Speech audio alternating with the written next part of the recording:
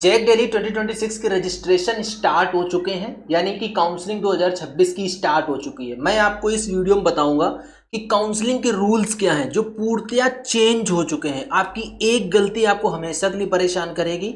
आप ये सोचोगे कि ये मैंने क्या कर दिया। फीस क्या है यहाँ पे, home state quota, other state quota क्या होता है, ये सारी चीजें भी बताऊंगा आपको। पार्टिसिपेटिंग इंस्टीट्यूट्स बताऊंगा, पार्टिसिपेटिंग इंस्टीट्यूट्स। एलिजिबिलिटी क्या है यहाँ पे, एलिजिबिलिटी बताऊंगा आपको। और सबसे इंपॉर्टेंट चीज कि यहाँ पे सीएससी जो मिलती है वो सीएससी कितने रैंक तक मिल जाएगी वो भी आपको बताऊंगा। वीडियो बहुत ज्यादा इंपॉर्टेंट है, वीडियो को लास्ट तक देखो। चैनल पे अभी भी नए हो, चैनल को सब्सक्राइब करके रख लो, बेल आइकन दबा लो। देखो जो रजिस्ट्रेशन की विंडो है वो मई 28 2026 से स्टार्ट होगी और लास्ट डेट जून 9 2026 तक चलेगी। जो रजिस्ट्रेशन फीस आपसे लगने वाली है वो 1500 रुपये रजिस्ट्रेशन फीस लगने वाली है। आपको रजिस्ट्रेशन कर देना है। इसी रजिस्ट्रेशन करने के साथ साथ आपको चॉइस फिलिंग भी करनी है। चॉइस फिलिंग भी आपको इसी के साथ कर देनी है। दैट मीन जो चॉइस फिलिंग की लास्ट डेट है वो 9 जून रखी गई है। जब तक आप 1500 रुपये का पेमेंट नहीं करोगे तब तक आपका रजिस्ट्रेशन कंप्लीट नहीं माना जाएगा। इस 1500 रुपये के साथ साथ आपको कुछ डॉक्यूमेंट्स भी अपलोड करने पड़ेंगे, तो वो आप डॉक्यूमेंट्स भी अपलोड करिएगा। डॉक्यूमेंट्स रिक्वायर्ड, जो रिक्वायर्ड डॉक्यूमेंट्स है उसके लिए आप क्या करो, करियर सपोर्ट जेई का ऑफिशियल टेलीग्राम चैनल ज्वाइन कर लो। टेलीग्राम चैनल पर मैं पूरी की पूरी लिस्ट डाल दूंगा, उसका लिंक आपको वीडियो के डिस्क्रिप्शन में मिल जाएगा। चलो इंपॉर्टेंट चीज से शुरू करते हैं। मान लीजिए आप जैक डेली में पार्टिसिपेट करना चाह रहे हो, जैक डेली 2026, तो सबसे ज्यादा इंपॉर्टेंट चीज हो जाती है कि कौन कौन से इंस्टीट्यूट इसमें पार्टिसिपेट करते हैं। तो टोटल 5 इंस्टीट्यूट पार्टिसिपेट करते हैं। Triple IT Delhi, Delhi technology university DTU, इसके बाद आता है IGD TUW, देन आता है NSUT और DSU। ये 5 इंस्टीट्यूट यहाँ पे पार्टिसिपेट करते हैं। इन पांचों के पांचों इंस्टीट्यूट की एलिजिबिलिटी अलग अलग है, कुछ फीस अलग अलग है। जैसे ट्रिपल आईटी दिल्ली की एलिजिबिलिटी अलग है, फीस अलग है, कितने रैंक तक सीट मिलती है वो चीजें भी अलग है यहाँ पे।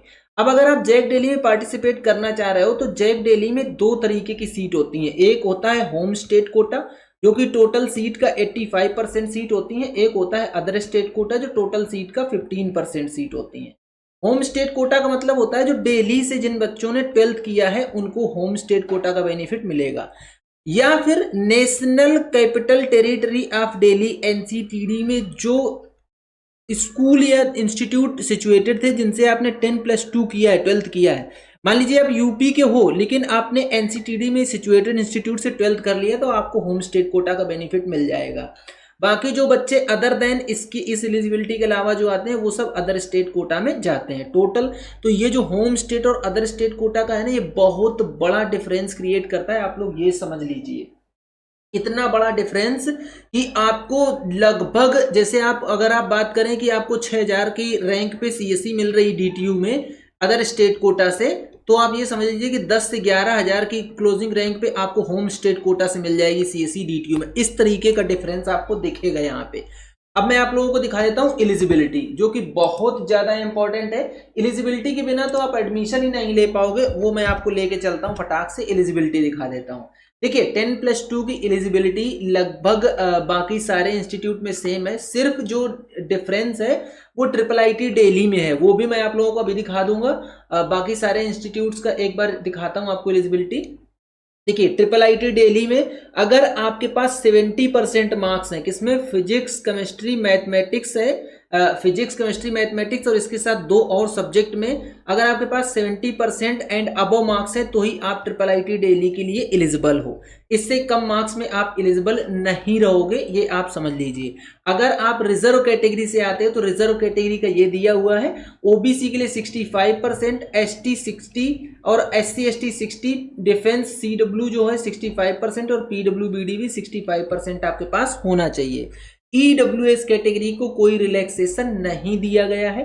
बाकी जो इंस्टीट्यूट आते हैं NSUT, DTU, IGD TUW, DSU, इनमें सब में 60% मार्क्स होने चाहिए। अगर आप जनरल से आते हो, रिजर्व कैटेगरी से आते हो तो OBC 55, SC ST 50, defence personnel के लिए 55% और PWBD के लिए 50% का क्राइटेरिया यहाँ पे रखा गया है। अब बात कर लेते हैं कि एडमिशन कैसे मिलता है यहाँ पे। तो अगर मैं बात करूं ट्रिपल आईटी दिल्ली की, तो यहाँ पे ट्रिपल आईटी दिल्ली में ट्रिपल आईटी दिल्ली की एक रैंक बनती है। जब आप पार्टिसिपेट करोगे तो उसमें आप प्रेफरेंस दोगे कि आप ट्रिपल आईटी दिल्ली में पार्टिसिपेट करना चाह रहे हो, तो जो बच्चे पार्टिसिपेट करेंगे उनकी पूरी की पूरी रैंक जनरेट करी जाएगी। उस रैंक के बेस पे आपको सीट अलॉटमेंट होगा। तो इसमें जो स्कोर मैटर करता है वो जेईई मेन का परसेंटाइल चाहिए, और प्लस जो बोनस पॉइंट होते हैं, अगर आप बोनस पॉइंट के लिए एलिजिबल हो तो वो बोनस पॉइंट मिला के फिर एक पूरी की पूरी मेरिट बनाई जाएगी। उस मेरिट के बेस पे ट्रिपल आईटी दिल्ली में अलॉटमेंट होता है। जो रिमेनिंग 4 इंस्टीट्यूट्स रह गए उनमें प्योरली जेईई मेन की सीआरएल रैंक पे ही अलॉटमेंट होता है। जेईई मेन की सीआरएल रैंक पे अगर आप कैटेगरी से बिलोंग करते हो, किसी भी कैटेगरी से, तो आपको उसका बेनिफिट मिलेगा, लेकिन आपको जो सीट अलॉटमेंट होगा वो प्योरली जेईई मेन की सीआरएल रैंक पे ही अलॉटमेंट होता है। ये बेसिक चीजें आप लोग समझ गए होंगे। आई होप कि आपको ये चीजें समझ आ गई होंगी।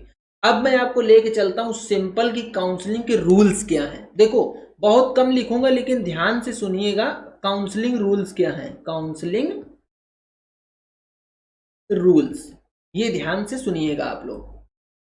राउंड 1 में रजिस्ट्रेशन प्लस चॉइस फिलिंग आपकी एक साथ होगी। राउंड 1 में रजिस्ट्रेशन प्लस चॉइस फिलिंग एक साथ होगी। फिर इसके बाद राउंड 2 में फिर से रजिस्ट्रेशन प्लस चॉइस फिलिंग एक साथ होगी। चॉइस फिलिंग, ये दोनों में registration plus choice filling permitted है। जो राउंड 3 आपका होगा उसमें कोई रजिस्ट्रेशन नहीं होगा, registration not permitted. Then again round 4 में भी रजिस्ट्रेशन नॉट परमिटेड। सबसे पहले आप ये समझ लीजिए। अब देखो मैं अलॉटमेंट का और पूरा काउंसलिंग का प्रोसीजर स्टेप बाय स्टेप आपको समझा देता हूं। जैसे मान लीजिए आपने रजिस्ट्रेशन और चॉइस फिलिंग कर दी तो आपकी चॉइसेस ऑटो लॉक होंगी। आपको कोई जरूरत नहीं है कि आप मैंडेटरी नहीं कि आप ऑटो लॉक करो ही करो। जैसे ही चॉइसेस ऑटो लॉक हो गई उसके बाद आपका आएगा सीट अलॉटमेंट। ध्यान से सुनिएगा, मैं फ्लो वाइज बता रहा हूं। सीट अलॉटमेंट, अब यहां पे 2 केस बने, एक तो होगा अलॉटेड, एक होगा नॉट अलॉटेड।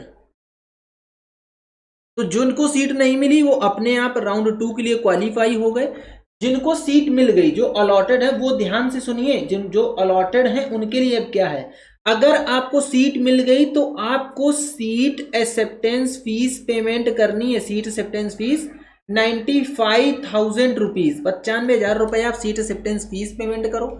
इसके बाद रिक्वायर्ड डॉक्यूमेंट्स लेके आप डॉक्यूमेंट वेरिफिकेशन कराने जाओ, डीवी कराने जाओ। जब आपका डीवी कंफर्म हो जाएगा फिर आपका प्रोविजनल एडमिशन हो गया। प्रोविजनल एडमिशन ये आपका कंफर्म हो गया, प्रोविजनल एडमिशन। अब थोड़ा सा बोर्ड क्लियर कर दूं मैं, तो आप मुझे लिखते बनेगा।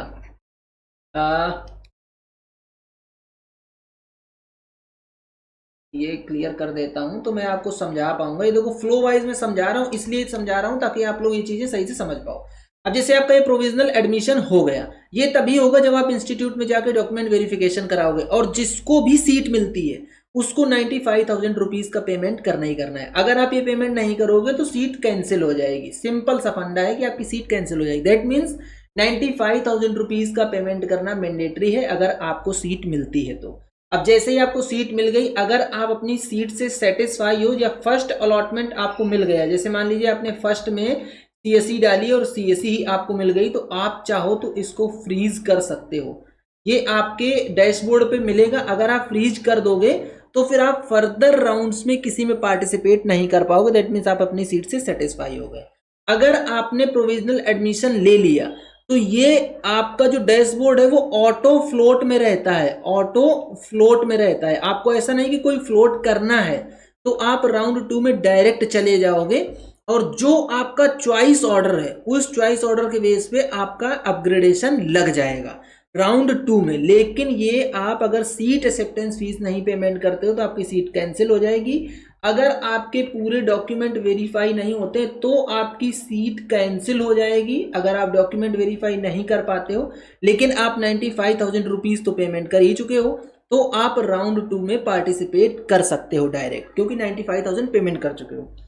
जो डॉक्यूमेंट डिफिशियंसी रहेगी, अगर आपकी कुछ कैटेगरी से रिलेटेड डॉक्यूमेंट डिफिशियंसी है तो आप जनरल कैटेगरी से अगली बार सीट अलॉटमेंट में आ जाओगे। आप लोग ये बात समझ गए क्लियरली?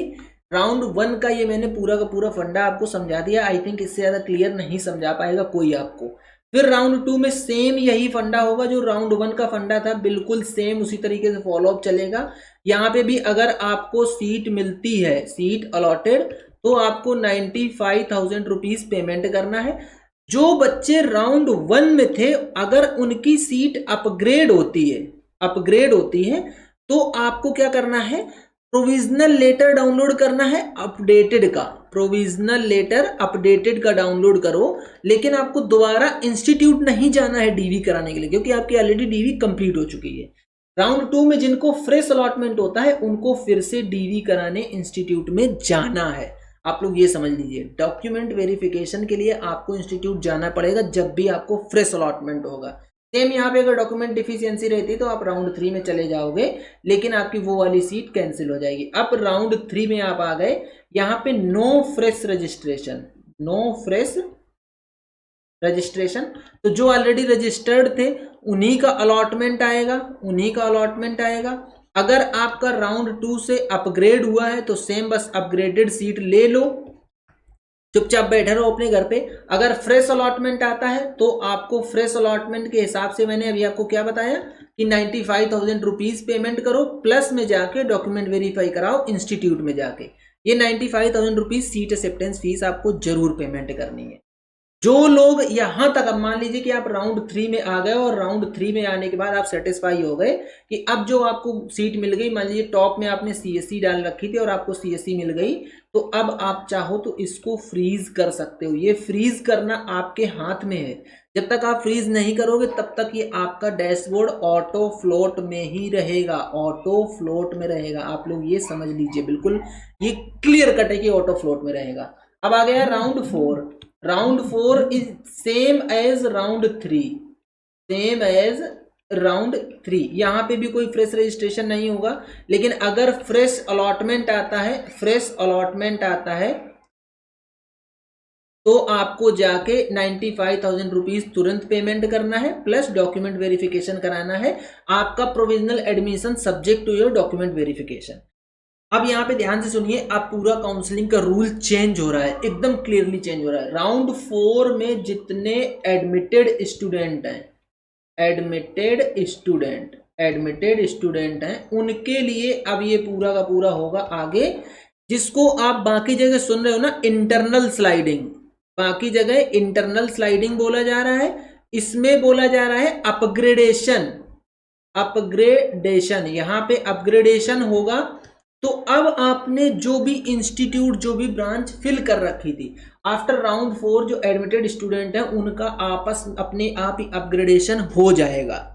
जो भी जिसने ब्रांच फिल कर रखी थी, जो इंस्टीट्यूट फिल कर रखा था, उसके हिसाब से आपका अपग्रेडेशन हो जाएगा और आप अपग्रेडेड हो जाओगे तो आपका फाइनल जो फाइनल प्रोविजनल अलॉटमेंट मिल जाएगा आपको राउंड 4 में। फाइनल प्रोविजनल अलॉटमेंट इसमें क्या है, इसलिए आपको अपना डैशबोर्ड कंटिन्यूअसली चेक करते रहना है। अब आपके पास फाइनल प्रोविजनल अलॉटमेंट आ गया तो आप अपना जाके अब फाइनल एडमिशन लो। जो भी इंस्टीट्यूट में आपको एडमिशन लेना है वो फाइनल एडमिशन ले सकते हो। इसी के साथ विड्रॉल का भी ऑप्शन मिलेगा आपको। विड्रॉल का ऑप्शन वो जैसे जैसे टाइमलाइन आएगी उस टाइमलाइन में डेट वाइज मेंशन होगा कि कब तक आप विड्रॉल लगा सकते हो। अब अगर सीट बचती है, रिमेनिंग सीट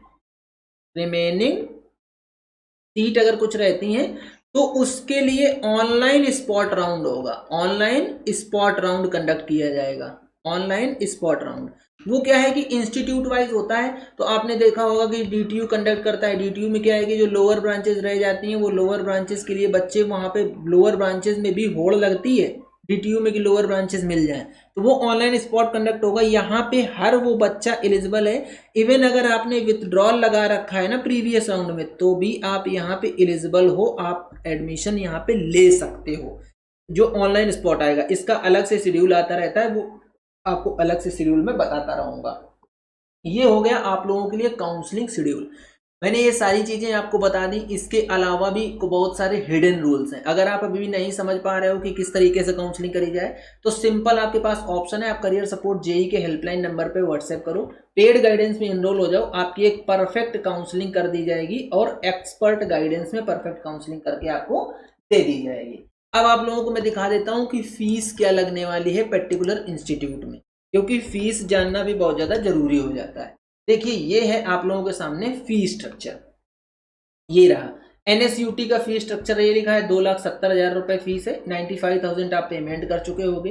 डीटीयू की जो फीस है वो 2,69,700 रुपए है। Total fee to be paid for first year, first year की बात हो रही है, यहाँ पे ईयर वाइज है, ठीक है। अगर आप वही देखोगे अभी इसमें IGT-TUW में 1,68,000 रुपए है पर ईयर की फीस। IIIT दिल्ली में 4,50,000 रुपए की पर ईयर की फीस है, 4,50,000, जिसमें आप 95,000 पेमेंट कर दोगे। तो यहाँ पे सेमेस्टर वाइज फीस लगती है, first year 2,25,000, second year second semester 2,25,000, इस तरीके से आपको पेमेंट करना है। DSEU में 80,900 रुपया पेमेंट करना है SC ST PWD कैंडिडेट को, 1,85,300 रुपया पेमेंट करना है ऑल अदर स्टूडेंट्स को, ठीक। ये यहाँ का फी स्ट्रक्चर हो गया। लेकिन एक चीज और याद रखिए, यहाँ पे हर इंस्टीट्यूट में 10% का एनुअल इंक्रीमेंट होता है, एनुअल इंक्रीमेंट होता है फीस में, एनुअल इंक्रीमेंट। हर इंस्टीट्यूट में आपको हर साल 10% फीस बढ़ी हुई मिल जाएगी। तो आपको इस चीज का भी ध्यान रखना है कि एनुअल इंक्रीमेंट को आपको ध्यान में रख के तब चलते रहना है। ये सारे के सारे इंस्टीट्यूट का 4 साल का पूरा अपडेटेड दिया हुआ है। ये देखिए IIIT दिल्ली में हॉस्टल फीस भी दी हुई है पर semester, security refundable 10,000, mess charges 10,000 approx, double sharing room 34,000, single sharing room 45,000। देखिए किस इंस्टीट्यूट में हॉस्टल की फीस क्या है, किस रैंक तक अदर ब्रांचेस में आपको सीट मिल जाएगी, वो सारी चीजें आपको करियर सपोर्ट जेई के एक्सपर्ट बताएंगे। अब मैं आपको ये दिखा देता हूं कि जो प्रीवियस ईयर राउंड 4 में कितने रैंक तक होम स्टेट कोटा और अदर स्टेट कोटा को सीट मिली थी। ये DTU का डेटा मैं आप लोगों को दिखा रहा हूं। अभी मैंने आपको क्या बोला था कि होम स्टेट कोटा और अदर स्टेट कोटा में काफी डिफरेंस रहता है, तो वो डिफरेंस आप लोग यहाँ पे अभी देख पाओगे। मैं आपको दिखाता हूं, देखिए CSC जो मिली थी जनरल कैंडिडेट को, लेकिन दिल्ली वाले को 9,403 की क्लोजिंग रैंक तक सीट मिल गई थी। ये भैया CRL रैंक है, याद रखिएगा, CRL रैंक, वो भी 9,403 की क्लोजिंग रैंक तक CSC मिली थी DTU में। और CSC DS जो डेटा साइंस एंड एनालिटिक्स, वो 10,296 की क्लोजिंग रैंक तक सीट मिली थी। Information technology 12,311, information technology cyber security 15,044, software engineering 15,020, mathematics and computing 17,348, ECE 19,546, electronics engineering VLSI design and technology 20,531, electrical 26,555, mechanical 36,330। ये CRL rank है, 36,000 की rank पे भी यहाँ पे बच्चे मैकेनिकल ले रहे हैं। अब आपको आउटसाइड दिल्ली का डेटा दिखाता हूं, अगर आप याद रखिएगा। देखो CSC आउटसाइड दिल्ली को DTU में 5,028 की क्लोजिंग रैंक तक मिली थी। आउटसाइड दिल्ली का ये डेटा है 5,028। CSC DS and analytics 5,638, information technology 6,135, information technology cyber security 6,942। तो आप लोग क्लियरली देख पा रहे हो ना कि होम स्टेट कोटा और अदर स्टेट कोटा में कितना ह्यूज डिफरेंस है। होम स्टेट कोटा में 85% सीट रहती है, यहाँ पे 15% सीट रहती हैं। तो क्लियरली ये समझ लो कि अगर आपको यहाँ पे 10,000 की रैंक तक सीट मिल रही तो अदर स्टेट में 5,000 की रैंक पे ही सीट मिल पाएगी। IIIT दिल्ली का डेटा इसलिए नहीं दिखा रहा हूँ क्योंकि यहाँ पे जो सीट मिलती है, अलॉटमेंट होता है, वो IIIT दिल्ली की रैंक पे अलॉटमेंट होता है। तो उसमें CRL रैंक निकाल पाना बहुत मुश्किल है। वो पूरा लिस्ट रिलीज होगी, उस लिस्ट के बेस पे ही आपको पता चलेगा आपकी क्या रैंक है। उस रैंक पे आपको IIIT दिल्ली मिल पाएगा कि नहीं मिल पाएगा। बाकी आपको IGT-TUW किस रैंक तक मिल जाएगा, DSEU किस रैंक तक मिल जाएगा, DSEU, ठीक है। एक और इंस्टीट्यूट बचा आपका NSUT किस रैंक तक मिल जाएगा। अदर ब्रांचेस किस रैंक तक मिलेंगी, वो सारी चीजें आपको मेरा एक्सपर्ट गाइडेंस में मिल जाएगा। ऐसा नहीं है कि यहाँ पे ये मैं आपको जनरल का सिर्फ डेटा दिखा रहा हूँ, कैटेगरी वाइज डेटा वेरी करता है, आपकी कैटेगरी के हिसाब से आपको बेनिफिट मिलेगा। अब जैसे आपको सीएससी ओबीसी वाले को 11,404 की क्लोजिंग रैंक तक सीट मिली थी, वो भी आउटसाइड दिल्ली को। इवन अगर आप आउटसाइड दिल्ली हो, फिर अगर आप ओबीसी कैटेगरी से बिलोंग करते हो, तो आप देख लो भैया, ओबीसी को 49,326 की क्लोजिंग रैंक तक सीट मिली। ऐसा नहीं कि यहाँ पे सीट बहुत हायर रैंक पे ही मिलती है, लोअर रैंक पे भी सीट मिलती है। इवन जब ये स्पॉट राउंड कंडक्ट करवाएगा तो स्पॉट राउंड में और काफी लोअर रैंक तक सीट मिलती है। जैसे देखिए बायोटेक्नोलॉजी है, यहाँ पे 50,000 की क्लोजिंग रैंक तक मिला है जनरल को, ओबीसी को 2,35,606 की क्लोजिंग रैंक पे मिला, एससी कैटेगरी को ये 4,61,233 की क्लोजिंग रैंक तक सीट मिली है। जब स्पॉट राउंड कंडक्ट होता है तो ये इससे और ज्यादा लोअर रैंक तक सीट मिलती है, बायोटेक्नोलॉजी में भी और लोअर रैंक तक सीट मिलती है। तो अगर आप आउटसाइड दिल्ली हो तो आप टीम से रीच आउट करके पेड काउंसलिंग में एनरोल हो जाओ, आपकी पूरी काउंसलिंग कर दी जाएगी। इवन अगर आप दिल्ली स्टेट से भी आते हो तो भी अगर आप एक परफेक्ट काउंसलिंग चाहते हो, एक परफेक्ट गाइडेंस चाहते हो, तो आप परफेक्ट गाइडेंस के लिए टीम के एक्सपर्ट से रीच आउट करके अपना काउंसलिंग सेशन बुक कर सकते हो और आपकी पूरी की पूरी काउंसलिंग कर दी जाएगी। ठीक है, तो ये था पूरा कंप्लीट वीडियो। इसके अलावा भी अगर आपकी कोई क्वेरी है तो कमेंट बॉक्स ओपन है, या आप मेरे व्हाट्सएप नंबर पर टेक्स्ट करके अपनी क्वेरी रिजॉल्व कर सकते हो, हम लोग उसका फुल रिस्पॉन्स करेंगे। ये था पूरा कंप्लीट वीडियो। अगर आपको वीडियो पसंद आता है तो वीडियो को लाइक करो, चैनल को सब्सक्राइब करो, बेल आइकन दबा के रख लो, जिससे कि आप लोगों को इस तरीके का अपडेट मिलता रहे। आज का वीडियो यहीं तक, मिलेंगे नेक्स्ट वीडियो में नए डेटा के साथ, तब तक के लिए बाय बाय।